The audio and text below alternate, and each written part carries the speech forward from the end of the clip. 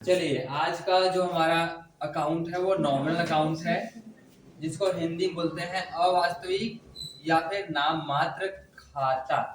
नाम मात्र खाता, इसका डिफिनेशन लिखिए।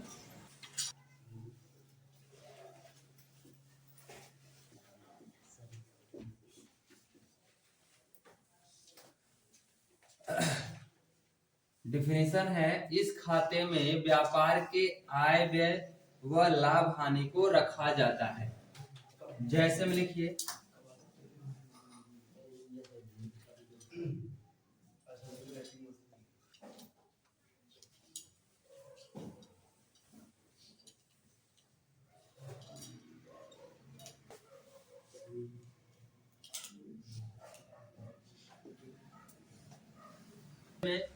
Discount, rent, carriage, wage, salary, insurance, commission, अगर ये सभी आते हैं तो समझ लीजिए कि यह हमारा नॉमिनल अकाउंट है। ठीक है, अब इसका आप नियम लिख लीजिए।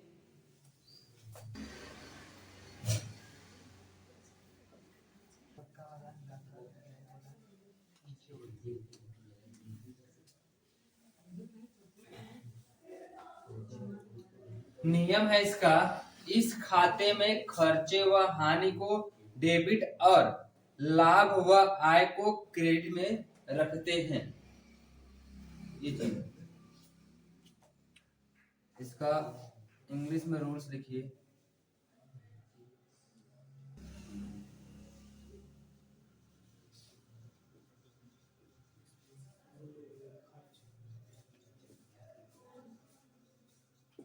इंग्लिश में इसकी रूल्स की बात करें तो यह कहता है, debit all expenses and losses and credit all income and gains.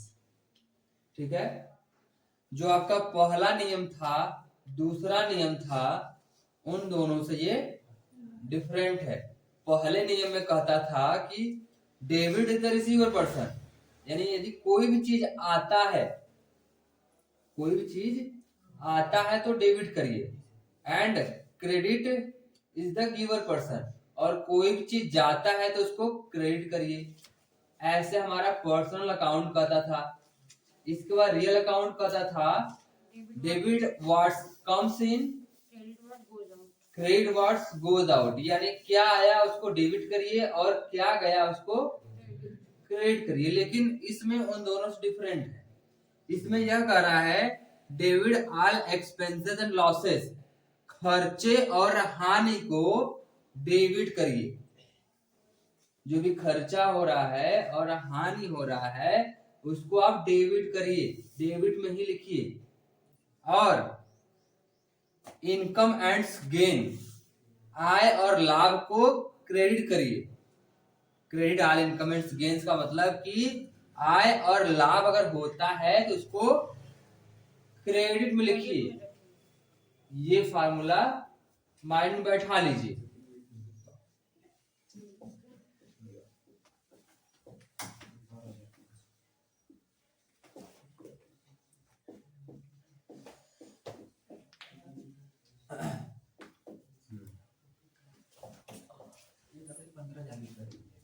चलिए, क्वेश्चन है, सैलरी का भुगतान नगद किया। ठीक है, तो इसका पहले आप जनरल एंट्री करने का पूरा प्रोफार्मा बना लीजिए।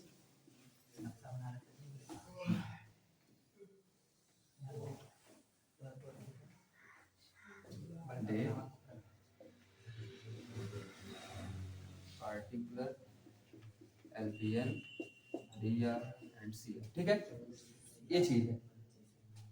तो अब ये क्वेश्चन में क्या कह रहा है, सैलरी का भुगतान नगद किया।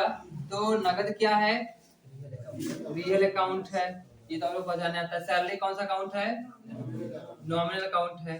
अब ये कह कौन रहा है, ओनर खुद आप कह रहे हो। तो यानी कि आप कह रहे हो सैलरी का भुगतान नगद किया, तो आपके पास से गया क्या, कैश गया। कैश जब जाएगा तो कैश रियल अकाउंट है। रियल अकाउंट में कोई भी चीज जाता है तो उसको किस में रखते हैं, क्रेडिट में। ये तो क्रेडिट में हो गया, है कि नहीं। बचा क्या, सैलरी, है कि नहीं। तो अब ध्यान देना है इसमें कि सैलरी हमारा नॉमिनल अकाउंट है और इसमें यह कह रहा है कि सैलरी का भुगतान नगद किया, यानी एक तरीके से सैलरी भी हमारा गया, यानी सैलरी के रूप में ही खर्चा हुआ है कि नहीं। सैलरी खर्चा हो रहा है, हानि हो रहा है, सैलरी के रूप में खर्चा और हानि हो रहा है, तो सैलरी हमारा नॉमिनल अकाउंट है। नॉमिनल अकाउंट में खर्चे और हानि को वैसा डेबिट में रखते हैं। किस रूप का खर्चा हानि हुआ है? सैलरी रूप में, है कि नहीं। तो यहां से हमने ऐसे रख दिया, तो एंट्री क्या होगी? Salary account to cash, salary account to cash account, यानी कि सैलरी के रूप में खर्चा हुआ है और गया क्या है? कैश गया हुआ है। अपने तरफ से अपने तरफ। चलिए इस क्वेश्चन में क्या कह रहा है और कौन कह रहा है? सैलरी नगद प्राप्त किया 12,000 ये कह रहा है, और कौन कह रहा है? एम्प्लॉई। हम एम्प्लॉई है, ठीक है।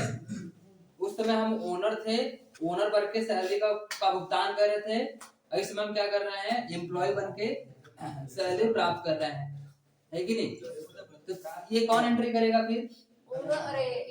एम्प्लॉय एंट्री करेगा। तो एम्प्लॉय कह रहा है कि सैलरी नगद प्राप्त किया, ठीक है ना।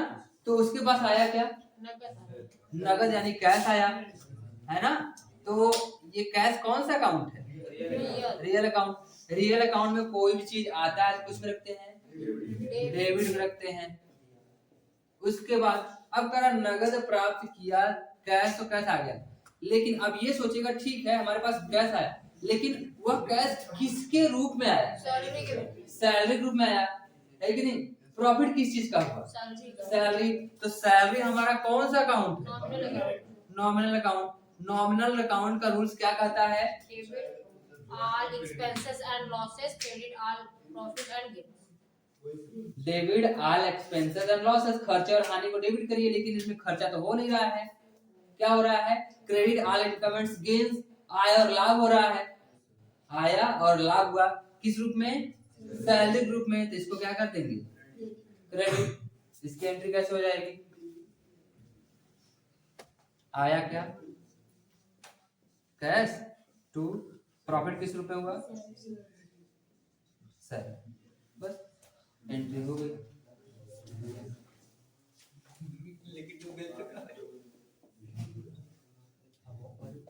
अब बताइए इसमें। अब देखिए नेक्स्ट क्वेश्चन ये है, रमेश को वेतन का भुगतान किया 15,000।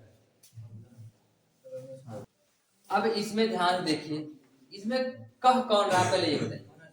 ओनर कह रहा है, हम ही ओनर है कि नहीं। रमेश को वेतन का भुगतान किया, तो वेतन का भुगतान करेंगे तो हमारे पास से जाएगा क्या?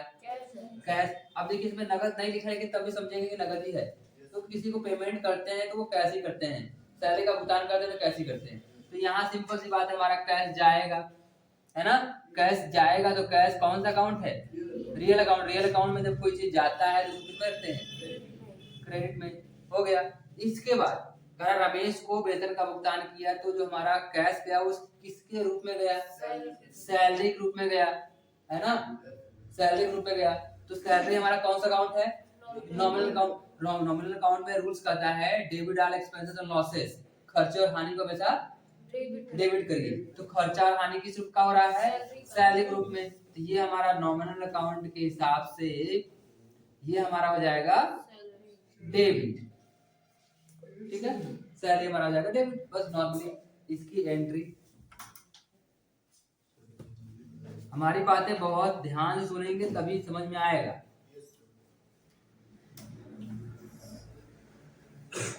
इसमें रमेश को प्राप्त हो रहा है ना सैलरी। हाँ, सैलरी प्राप्त हो रहा है उसमें लिखा है नगद हुआ है तो रमेश का बात नहीं करेगी। आपको हम पहले ही रियल अकाउंट में पर्सनल अकाउंट बताया हुआ है, जब नगद की बात आ जाए तो वहां पे नाम आएगा ही नहीं, ठीक है। और ये बताया गया इसमें कि ठीक है कैश गया, लेकिन किस रूप में गया हुआ है? सैलरी रूप में। अगर यहाँ पे सैलरी नहीं होता तब आ जाता, ठीक है कि नहीं। ये चीज रमेश को भुगतान किया 15,000। अब बताइए, तो ये नॉमिनल नहीं रहे? ये तो पर्सनल है सर जी। हम्म। Personal account. अब इसमें कौन कौन सा अकाउंट आ गया? बस देखिए personal ये है पर्सनल है और और ये रियल है, ये दो अकाउंट आ गया है कि नहीं। रमेश को भुगतान के सिंपल सी बात, जब रमेश को भुगतान करेंगे तो हमारे पास से क्या जाएगा? कैश जाएगा। तो कैश हमारा क्या हो गया? क्रेडिट क्रेडिट हो गया। उसके बाद किसको मिलेगा? रमेश को मिलेगा।